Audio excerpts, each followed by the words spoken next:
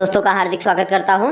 आज के वीडियो के माध्यम से हम बात करेंगे शिक्षा शास्त्र यानी एजुकेशन के थर्ड सेमेस्टर के बारे में और उसी के नवीनतम पाठ्यक्रम पर हम विस्तार से जानेंगे कि आखिरकार क्या क्या चीज़ें आपके पाठ्यक्रम में संकलित की गई हैं। बीए थर्ड सेमेस्टर में जो छात्र छात्राएँ आ चुके हैं उनके लिए एक बेहतर नॉलेज यहाँ पर आपको मिलेगी और निश्चित तौर पर आपको एक अस्थायित्व प्रदान करने का प्रयास, और उसी अस्थायित्व को देने के लिए मैं हाजिर हूँ आप लोगों के समक्ष।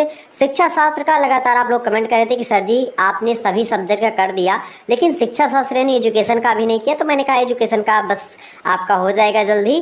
तो इससे पहले आप लोगों ने सोशियोलॉजी, पॉलिटिकल साइंस, हिंदी साहित्य, Sanskrit, English, economics, home science, history और इसके अलावा और तमाम प्रकार के सब्जेक्ट जो भी बच रहे हैं मैं कह नहीं पा रहा हूँ, उन समस्त सब्जेक्ट की वीडियोज़ आपके चैनल पर आ चुकी है, ऑलरेडी आप लोगों ने देखा होगा। इसके बाद में मैं आपको बताऊँ मेरे भाई कि जो आपका सेकंड सेमेस्टर था वो आप लोग कंप्लीट ही कर चुके हैं। पेपर लगभग सभी विश्वविद्यालय का हो चुका है। कुछ विश्वविद्यालय हैं जिनकी भी परीक्षाएं चल रही हैं, उनके लिए मैं एक जो है जानकारी देना चाहूँगा कि आप जा करके प्लेलिस्ट में अगर वीडियोस देखेंगे तो मिल जाएगी आपको। ओके, तो वहाँ से आप अपनी तैयारी कर सकते हैं, चाहे आपका पेपर ऑब्जेक्टिव है चाहे लिखित हो रहा। तो बात करेंगे हम आज के वीडियो के माध्यम से सेकेंड ईयर थर्ड सेमेस्टर के बारे में। तो चाहे आप थर्ड सेमेस्टर बोले चाहे सेकंड ईयर बोले, बात एक ही है, परेशान नहीं होना है आपको। बहुत सारे छात्र छात्राओं का कमेंट ये आ रहा था कि सर जी थर्ड ईयर मतलब कि थर्ड सेमेस्टर और सेकंड ईयर क्या है ये समझ में नहीं रहे। मैं सेकंड ईयर मतलब कि सेकंड ईयर में गई हूँ या गया हूँ या थर्ड सेमेस्टर में गया हूँ या गई हूँ, बहुत सारे ऐसे कमेंट्स आ रहे थे। तो मैंने सोचा इसको भी लगे हाथ आपको बता दूंगा। तो हम BA second year third semester में प्रवेश कर चुके हैं और उसी का नवीनतम पाठ्यक्रम शिक्षा शास्त्र यानी एजुकेशन का न्यू सिलेबस आज के वीडियो के माध्यम से डिस्कस करेंगे। चलिए हम बात करते हैं। तो आप देखिएगा डिप्लोमा जो है एक प्रकार से ये बीए प्रोग्राम डिप्लोमा बीए का है और second year third semester subject है आपका एजुकेशन यानी शिक्षा शास्त्र। बात की जाए कोर्स कोड की तो यहाँ पर दिया हुआ है, इससे कोई मतलब उतना ज़्यादा होता नहीं है। कोर्स टाइटल की बात की तो मतलब कि philosophical, sociological, political, economic perspective of education, यानी कि आप इसका हिंदी में अगर मीनिंग निकालें तो फिलोसॉफिकल मतलब होता है दार्शनिक, ठीक। सोशियोलॉजिकल मतलब होता है सामाजिक, पॉलिटिकल माने होता है राजनैतिक या राजनीतिक, इकोनॉमिक मतलब होता है आर्थिक। तो मतलब अगर आप पूरा का पूरा कहेंगे तो इसका मतलब क्या है, शिक्षा का या शिक्षा के खास करके शिक्षा के दार्शनिक, समाजशास्त्रीय और राजनीतिक आर्थिक परिप्रेक्ष्य, या आप ऐसे बोल सकते हैं कि दार्शनिक, समाजशास्त्रीय, शिक्षा मतलब समाजशास्त्रीय, राजनीतिक और आर्थिक परिप्रेक्ष्य किसके शिक्षा के। तो मुझे अगर हिंदी में लिखना होगा तो खास करके इसको क्या लिखेंगे कि शिक्षा के, चूँकि एजुकेशन आप लास्ट में लगा है ऑफ एजुकेशन, तो इसके लिए शिक्षा के क्या पर्सपेक्टिव परिप्रेक्ष्य में आप देखेंगे। जैसे कि शिक्षा के परिप्रेक्ष्य में आप खास करके देखेंगे शिक्षा के मतलब खास करके आप लिखेंगे शिक्षा के दार्शनिक, समाजशास्त्रीय, राजनीतिक एवं आर्थिक परिप्रेक्ष्य। ये आप हिंदी में इसकी मीनिंग होगी शुद्ध, ये आपके पेपर का नाम है। तो हिंदी और अंग्रेजी दोनों भाषाओं में हमारे सिलेबस को डिस्कस किया जाता है, आप सभी लोगों को पता ही है। तो हिंदी और अंग्रेजी दोनों भाषाओं में आपको सिलेबस मुहैया हो पा रहा होगा। चलिए तो इसी प्रकार से विस्तार से जानेंगे। यहाँ पर कुछ कोर्स लर्निंग यानी कि कोर्स अगर आप अध्ययन करेंगे, अगर आप सिलेबस पढ़ेंगे तो सिलेबस पढ़ने के बाद में आपके अंदर क्या क्या जानकारी डेवलप होगी ये यहाँ पर कुछ बताया गया है। आइए इसको थोड़ा सा देख लेते हैं। नई शिक्षा नीति के अनुसार देखेंगे डिफाइन एजुकेशन एंड फिलोसॉफी। अगर आप इस जो है सिलेबस को पढ़ेंगे तो आप फिलोसॉफी और एजुकेशन के को परिभाषित कर सकेंगे अच्छे से। वही दूसरी कह रहा है कि explain difference between Darshan and philosophy. आप बढ़िया तरीके से एक्सप्लेन कर सकेंगे किसको, जो है दर्शन और फिलोसॉफी के अंतर को। तो दर्शन और फिलोसॉफी के बीच का जो अंतर होता है उसको आप विस्तार से समझा सकने योग्य बन सकेंगे अगर आपने सिलेबस यानी पाठ्यक्रम को पढ़ा। आगे देखते हैं, अगला आपका है identify significant features of the Indian and western फिलोसॉफर्स, मतलब कि फिलोसॉफीज़ यानी जो दार्शनिक विचारधाराएं हैं, चाहे वो वेस्टर्न हो, पश्चिमी या पाश्चात्य जिसको कहते हैं, और इंडियन यानी हिंदी, ठीक है। तो यानी जो भारतीय और जो वेस्टर्न यानी कि पाश्चात्य जो दार्शनिक विचारधाराएं हैं उनके फीचर्स को हमको जानना है। भारतीय और पश्चिमी दर्शन की महत्वपूर्ण विशेषताओं की पहचान कर सकने में हम लोग सक्षम हो सकेंगे, उसको हम सिग्निफिकेंट कर सकेंगे, ठीक है, आइडेंटिफाई कर सकेंगे या अन्य प्रकार से उनके फीचर्स को हम समझ सकेंगे। इसके अलावा अगला आपका पॉइंट है कि illustrate the relevance of the Indian and western philosophical for modern educational system and society. यानी इसका मतलब होगा कि आधुनिक शिक्षा प्रणाली जो हुई आई है, आधुनिक शिक्षा प्रणाली और समाज के लिए भारतीय और पाश्चात्य या जो पश्चिमी दार्शनिक विचारधाराएं हैं उनकी कितनी प्रासंगिकता है, इन प्रासंगिकता का आप अनुभव करेंगे और विस्तार से जानने को मिलेगा कि आखिरकार अगर हम पाश्चात्य विचारधारा को, पाश्चात्य दार्शनिक विचारधारा को पढ़ेंगे तो आधुनिक शिक्षा में उसके क्या प्रयोग हो सकते हैं, उसके क्या उपयोग हो सकते हैं। ठीक इसी प्रकार से भारतीय जो विचारधारा है, भारतीय जो दर्शन है या भारतीय जो दार्शनिक विचारधारा है, उस विचारधारा का किस प्रकार से प्रयोग हम आधुनिक शिक्षा व्यवस्था बनाने में या आधुनिक तरीके से मॉडर्न में आप देखते हैं, चाहे शिक्षा नीति बनाना हुआ या सिलेबस निर्धारण करना हुआ, तो उसमें किस प्रकार से हम उपयोग कर सकते हैं, तो इसको हमको यहाँ पर समझना पड़ेगा। ओके, इन चीज़ों को यहाँ पर हमको यहाँ पर समझ सकेंगे इनको, इसको पढ़ने के बाद में। इसके अलावा आप अगर देखिएगा, इसके अलावा कंपेयर द जो Indian and western philosophical thought, यानी हम इसको पढ़ने के बाद में सिलेबस को भारतीय और पश्चिमी जो दार्शनिक विचारधाराएं हैं उन विचारधाराओं की आपस में क्या कर सकेंगे, कंपेयर कर सकेंगे, यानी तुलना कर सकेंगे। ओके, इसके अलावा define pluralism and diversity in Indian society, खास करके भारतीय समाज की बात की जा रही है यहाँ पर। भारतीय समाज में एक जो है प्लूरिज्म जिसको कहते हैं बहुलवाद की विचारधारा, ठीक है, बहुलवाद, हर क्षेत्र में बहुलवाद देखते हैं आप, हर क्षेत्रों में आप विविधता देखते हैं भारत में, तो उन तमाम विविधताओं को, उन तमाम बहुलवादी विचारधाराओं के बारे में हमको पढ़ना है जो कि सामाजिकता से संबंध रखती हैं। इसके बाद में हमको आगे पढ़ना है, देखेंगे मतलब कि हम पढ़ सकेंगे, मतलब समझ सकेंगे। अगला है relate education with political and economic issues, यानी कि जब हम इस सिलेबस को पढ़ेंगे उसके बाद में शिक्षा को राजनीतिक और आर्थिक मुद्दों से हम जोड़ सकेंगे। शिक्षा से किस प्रकार से आर्थिक तंत्र को मजबूत किया जाए, शिक्षा के माध्यम से किस प्रकार से राजनीतिक पहलुओं पर खरा उतरा जाए, इन तमाम चीज़ों के बारे में हम जानकारी ग्रहण कर सकेंगे। इसके अलावा जो है distinguish between fundamental rights and duties, जब आप इस सिलेबस को पढ़ेंगे उसके बाद में आप मौलिक अधिकार जो कि भारतीय संविधान में दिए गए हैं और मौलिक कर्तव्य जो कि भी आपको संविधान में, जब कोई व्यक्ति यानी आपके पिताजी हैं आपको अगर कुछ अधिकार देते हैं तो कुछ आपके कर्तव्य भी निर्धारित कर देते हैं। ठीक इसी प्रकार से देश आपको कुछ अधिकार देता, लगभग 6 मौलिक अधिकार अगर देश ने दिया है, ठीक, स्वतंत्रता का अधिकार, समानता का अधिकार, शिक्षा संबंधित अधिकार और तमाम प्रकार के अधिकार, शोषण के विरुद्ध अधिकार, या इसी प्रकार से तमाम सारे अधिकार दिए हैं। ठीक है, तो उन तमाम प्रकार के अधिकारों के बीच में आपको कर्तव्य भी दिया गया है कि आप उन कर्तव्यों का पालन करें।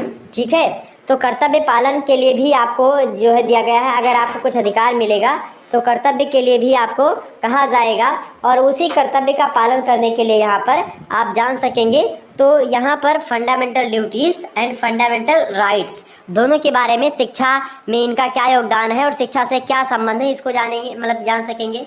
इसके अलावा value role of education for sustainable development.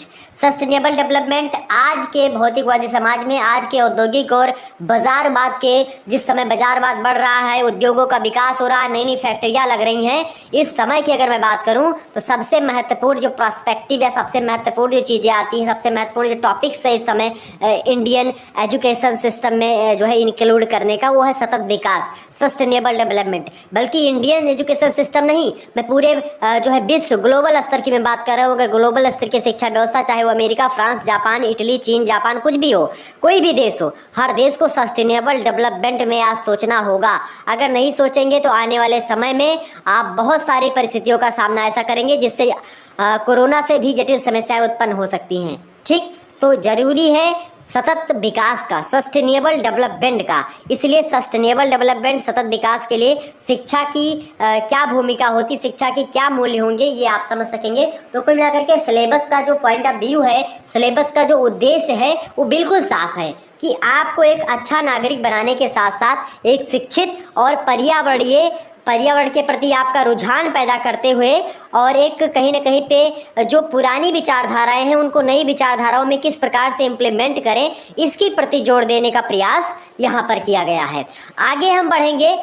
Syllabus को बिल्कुल भी आपको एकदम से पूरा का पूरा जो पेपर होगा वो समझा देंगे एक ही वीडियो के माध्यम से।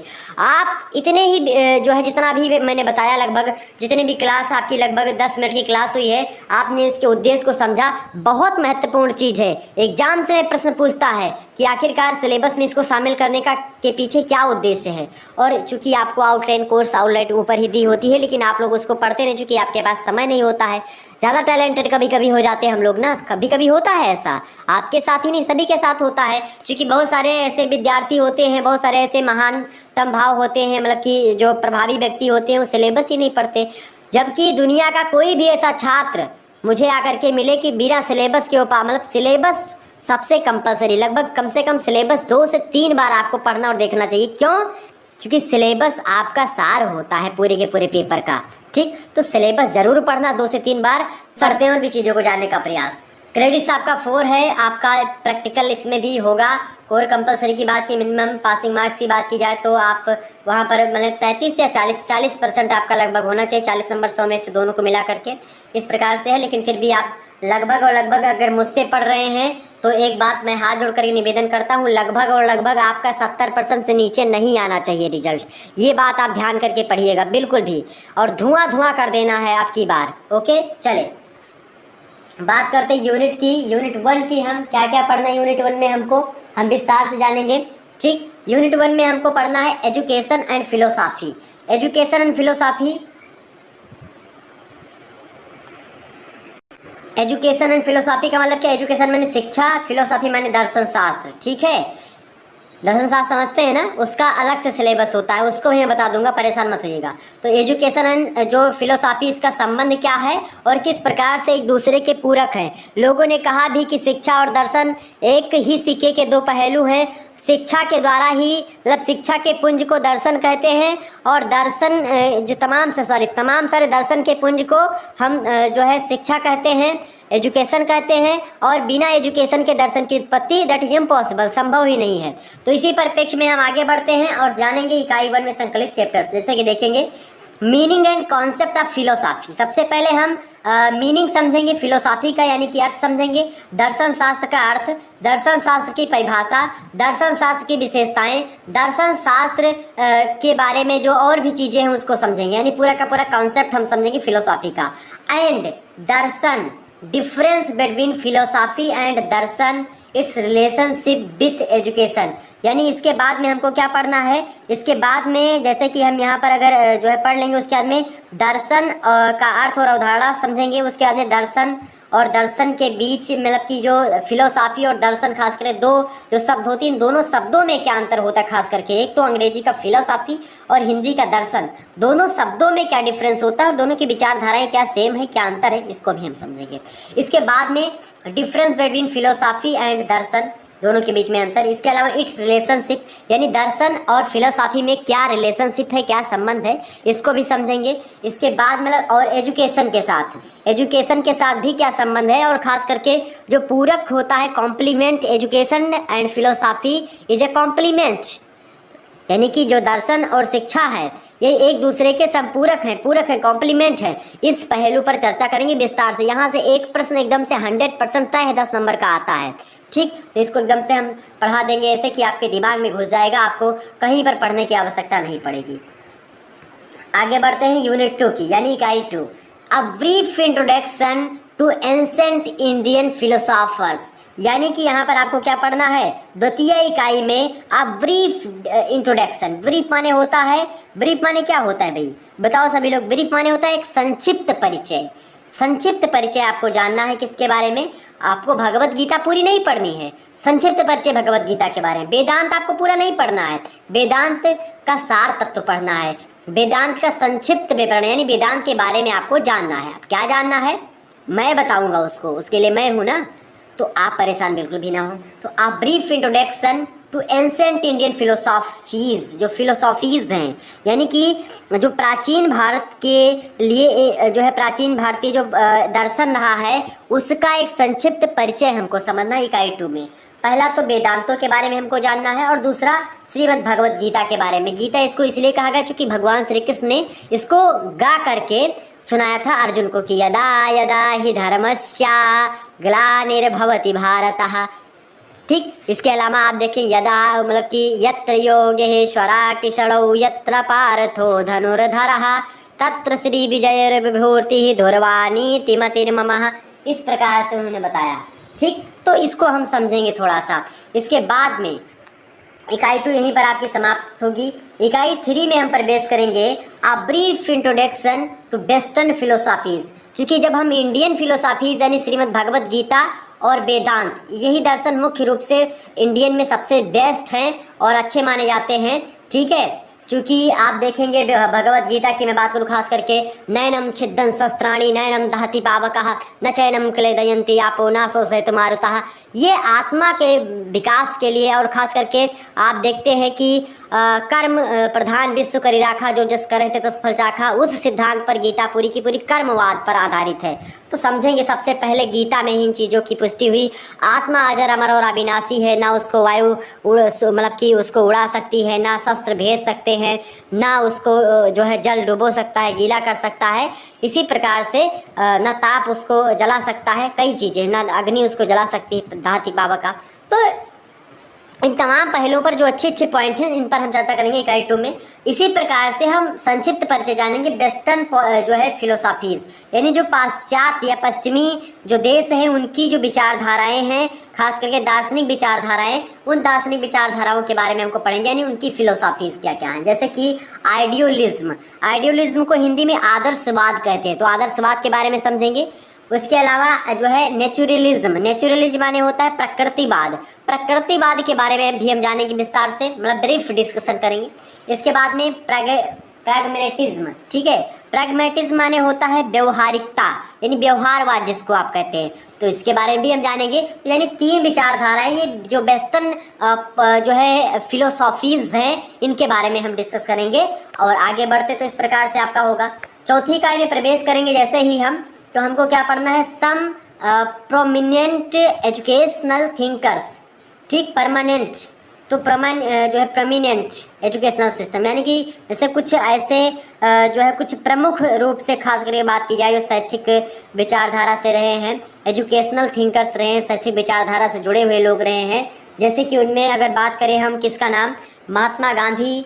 ठीक है, सबसे पहला नाम महात्मा गांधी जी का आता है, दूसरा नाम आता है जो है स्वामी विवेकानंद जी का।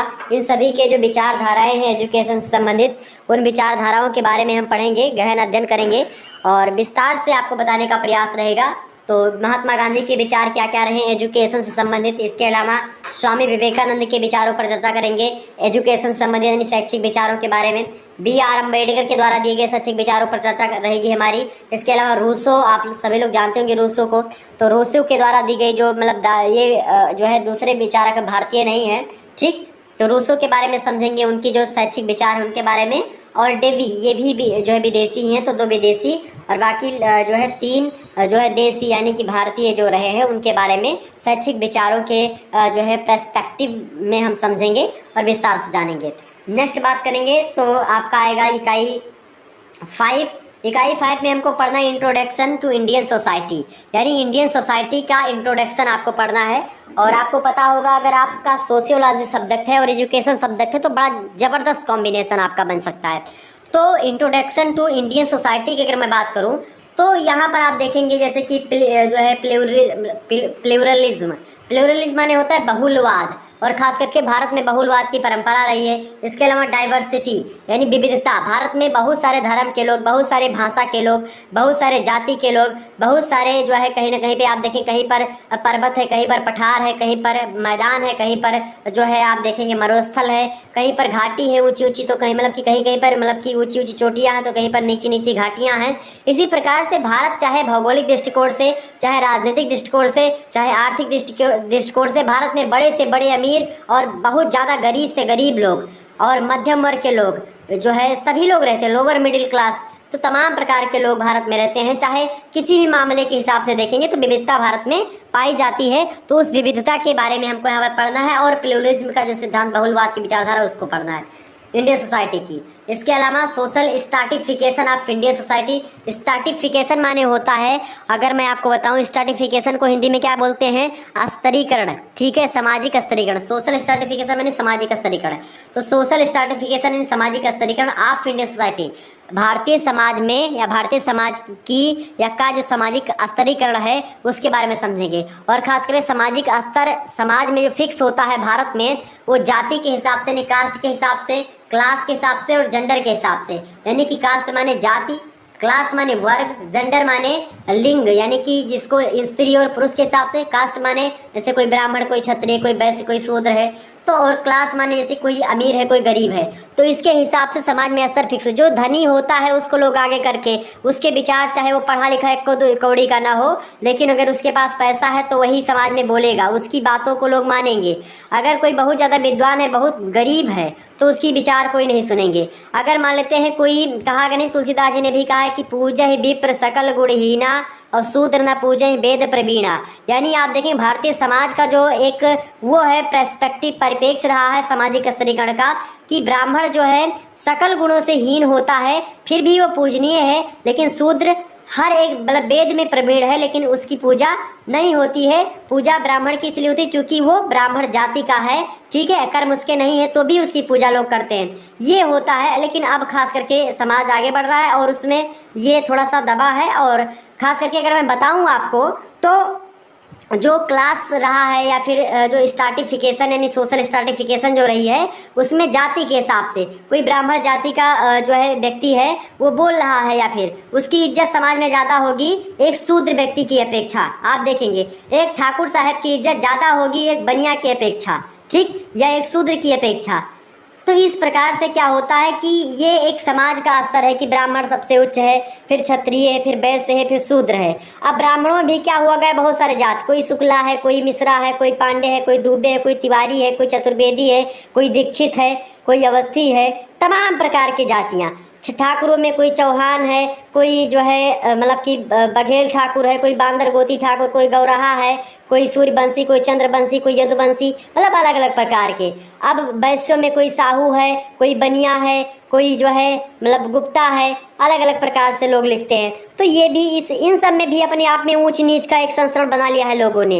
इसी प्रकार से आप देखेंगे शूद्रों में भी, आप देखेंगे कुछ शूद्र अपने आप को उच्च समझते हैं निम्न शूद्रों की, मतलब कि आप देखेंगे दलित समाज है, दलित वर्ग के लोग हैं, खास करके ओबीसी कैटेगरी में आने वाले लोग, उनको उनके मतलब कि शूद्रों के यहाँ का जो पानी होता है, खास करके लोग ब्राह्मण लोग नहीं कि पीते होते थे पानी वगैरह उनके हाथों का, इसलिए नहीं पीते थे क्योंकि उनको मतलब कि वो जनेऊ उधार करते थे, भोग लगाते थे भगवान का, इसलिए सोचते थे कि कहीं भगवान अपवित्र ना हो जाए, या इस प्रकार से कुछ विचारधारा रही होगी, तो उसको लोग मानते थे। अब लेकिन कुछ लोग हैं उसमें हुए जैसे कि जो है मान लेते हैं, मैं और भी लोगों की बात करूं, वो लोग भी शूद्रों के हाथ का पानी पीना छोड़ दिया, चूँकि ब्राह्मण नहीं पी रहा था, बस सभी लोगों ने उनके हाथों का पानी पीना छोड़ दिया, जहाँ पर वो जाए वहाँ पर पानी। तो ये व्यवस्था बन गई, एक प्रकार से ये अनुकरणात्मक सिद्धांत तक चलता चला गया और एक प्रकार से एक जटिल व्यवस्था कुछ मतलब कि मध्य वर्ग में आकर के उभरी और जो आज कल आकर के समाप्त हुई है। अनुच्छेद 17 अस्पृश्यता का अंत भारतीय समाज मतलब भारतीय संविधान करता है। तो ये तमाम प्रकार के एक व्यापक धरातल पर हम इसको पढ़ने का प्रयास करेंगे। और जब भी हम ये चीज़ पढ़ेंगे चैप्टर, तो प्लीज़ आप जिस भी जाति से होंगे तो बिल्कुल मतलब कि एकदम से थोड़ा सा गुस्साइएगा मत कोई कि हाँ सर जी मेरी जाति की बुराई कर रहे हैं या इस प्रकार से बोल रहे हैं, क्योंकि वो वास्तविकता जो चीज़ है उससे आप आज तो बच जाएंगे। मैं सोचता हूँ मैं दबा दूंगा, मान लेते हैं मैं पढ़ा रहा हूँ, मैं सोच रहा हूँ कि मैं ब्राह्मण हूँ, ब्राह्मणों की जो बुराइयाँ उनको दबा दूँ, या मैं ठाकुर हूँ, मैं ठाकुरों की जो बुराइयाँ उनको दबा दूँ, अच्छाइयों को केवल बताऊँ, या इसी प्रकार से शूद्रों की बुराइयों को मैं सभी जातियों में बुराइयाँ फैली हुई हैं। कहीं ना कहीं पे जो हम नीचे होते हैं उसका कारण भी मैं ही होता हूँ कहीं ना कहीं पे। अगर आप जो है कुछ गलत होते हैं या आप समाज में पीछे रह जाते हैं तो इसमें आपकी भी कुछ गलती है। सारी गलती एक किसी एक की नहीं होती है, तालियां दोनों हाथ से बजती हैं, एक हाथ से नहीं बजती। इन दोनों पहलुओं पर आप सकारात्मक नकारात्मक दोनों पहलुओं पर जब चर्चा करेंगे किसी पक्ष का, तो आपको समानात्मक जो है परिणाम किसी मुद्दे का प्राप्त होगा। तो इसी प्रकार से हम कुछ समझेंगे सामाजिक स्तरीकरण विस्तार से। हालांकि समाज शास्त्र में मैंने इसको पढ़ाया है, लेकिन फिर भी मैं इसमें बताने का प्रयास रहेगा। आगे छठवीं इकाई आपकी आएगी social education and society. Social education and society यानी कि जो है school education and society. School education यानी कि जो खास करके अगर मैं बात करूँ स्कूल शिक्षा और समाज के बारे में, स्कूल शिक्षा का समाज पर क्या प्रभाव पड़ रहा है, यह समाज स्कूल शिक्षा को कितना महत्व दे रहा है, इन तमाम पहलुओं पर चर्चा रहेगी। जैसे पहला point school and social organisation. ठीक, स्कूल एंड सोशल ऑर्गेनाइजेशन यानी बात की जाए सामाजिक संगठन के रूप में एक स्कूल किस प्रकार से अपनी भूमिका का निर्वहन कर रहा है, इसको समझेंगे। इसके अलावा सोशल चेंज एंड एजुकेशन, शिक्षा के माध्यम से सामाजिकता में किस प्रकार से परिवर्तन आ रहा है। जहाँ पर पहले आप देखते थे अपने पिता और अपने दादा के जो मूल्य थे उनके खिलाफ कोई व्यक्ति नहीं जा पाता था, आजकल वही लोग अपनी जो पुरानी पीढ़ी है उनसे संघर्ष कर रहे हैं।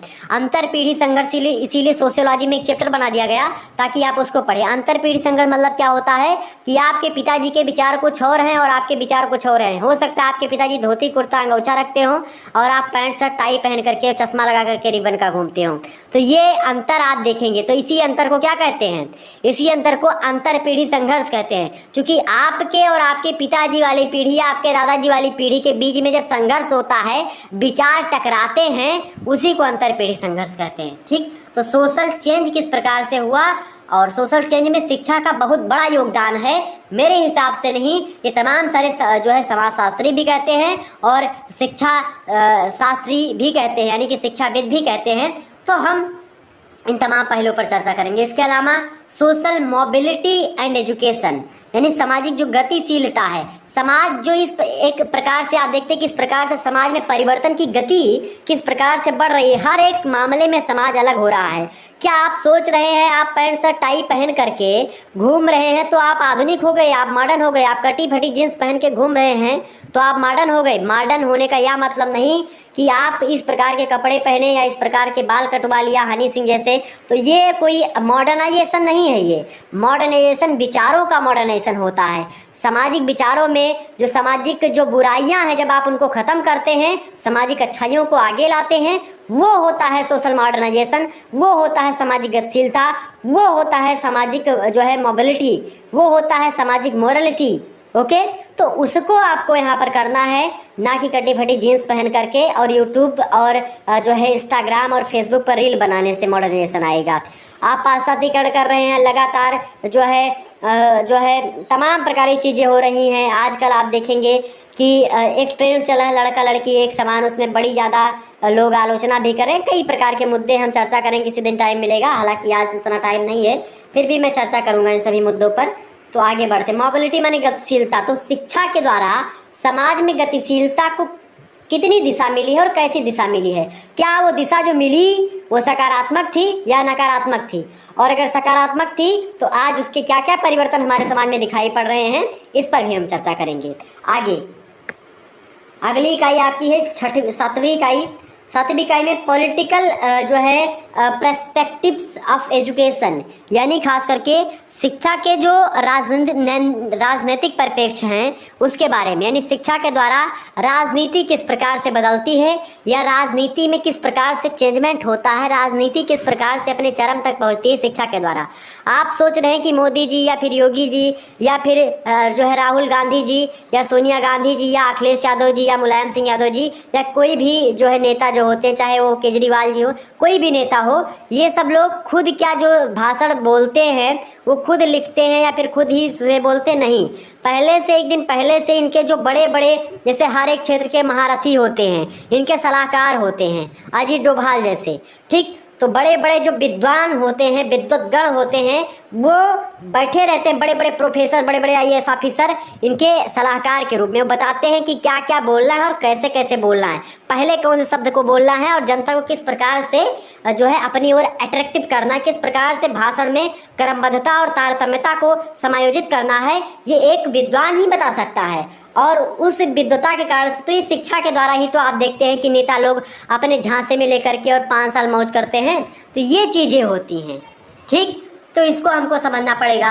फंडामेंटल राइट्स एंड ड्यूटीज़ को शिक्षा के द्वारा ही समझा जा सकता है, यानी कि मौलिक अधिकार और मौलिक कर्तव्य जो एक व्यक्ति के होते हैं। अगर आप शिक्षित नहीं हैं तो आप हो सकता है उतना ज़्यादा ना जान पाएँ, लेकिन फिर भी आप इसको जानना चाहिए मौलिक अधिकार अपने कि हमारा क्या अधिकार है। भारत देश में अगर रह रहे हैं, आप नागरिक है भारत देश के, तो आपको क्या क्या अधिकार संविधान देता है भारत का, उसको जानिए, और क्या क्या कर्तव्य होते हैं उसको भी जानिए। ठीक, क्योंकि बिना कर्तव्य के आपको अधिकार नहीं दिया जाएगा, चाहे आपका घर हो चाहे आपका देश हो। आगे बात करते हैं, अगला पॉइंट है आपका directive principle. Directive principles of state policies, DPSP, जिसको आप राज्य का नीति निर्देशक सिद्धांत कहते हैं, नीति निर्देशक तत्व कहते हैं उसको। चूँकि ये राज्य जो होता है, राज्य का यानी कि देश का यह कर्तव्य होता है कि कंट्री का यह कर्तव्य होता है कि वह क्या करे, अपनी जनता को कल्याणकारी बनाने हेतु तमाम सारे नियम समय समय पर लाते रहे और आगे बढ़ाए अपने देश को। ये नियम होता है, तो इसको भी जानना पड़ेगा। अनुच्छेद 36 से लेकर के 51 तक भारतीय संविधान में directive principles of state policies जो है दी गई है, इसको आप देख लीजिएगा। फंडामेंटल राइट्स की बात की तो भारतीय संविधान में भाग 3 आपको मिलेगा, लगभग 12 से लेकर के 35 अनुच्छेद आप देख लीजिएगा। इसमें संविधान में आपको मौलिक कर्तव्यों मतलब मौलिक अधिकारों से परिचित करवाया गया है, और 36 से लेकर के 51 तक आपको नीति निर्देशक सिद्धांतों से परिचित करवाया गया है। और जो फंडामेंटल ड्यूटीज़ है यानी मौलिक कर्तव्य, इनकी बात की तो अनुच्छेद 51 का अनुच्छेद भाग 4 का में आपको मिल जाएगा। अनुच्छेद में आप देख सकते हैं भारतीय संविधान के, तो ये चीज़ें मिलेंगी आपको।